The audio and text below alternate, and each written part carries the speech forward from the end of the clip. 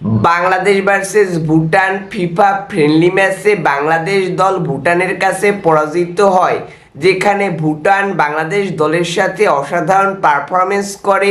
প্রথম থেকে আক্রমণাত্মক ফুটবল খেলতে থাকে ভুটান, যেখানে বাংলাদেশ দলের ডিফেন্ডাররা তাদের দুর্বলতা প্রকাশ করে, যার ফলস্বরূপ নেপাল 1-0 গোলে এগিয়ে জয়লাভ করে। যেখানে আগের ম্যাচে বাংলাদেশ দল হারিয়েছিল, সেখানে বাংলাদেশ দল দ্বিতীয় ম্যাচে হারা অবশ্যই অনেক কষ্টদায়ক সকল বাংলাদেশি ফুটবল ফ্যানদের কাছে।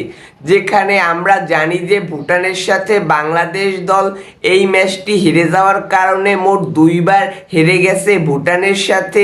আগেও ভুটানের সাথে বাংলাদেশ দল সবসময় ভালো পারফরমেন্স করেছে। তো এরকম খারাপ পারফরমেন্স আমরা বাংলাদেশ ফুটবল দলের কাছ থেকে চাচ্ছি না।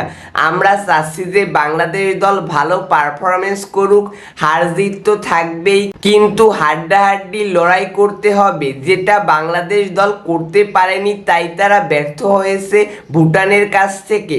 তো আমরা চাচ্ছি যে বাংলাদেশ দলের যে পরবর্তী ম্যাচগুলো আছে সেখানে আবারও ঘুরে দাঁড়াবে বাংলাদেশ দল।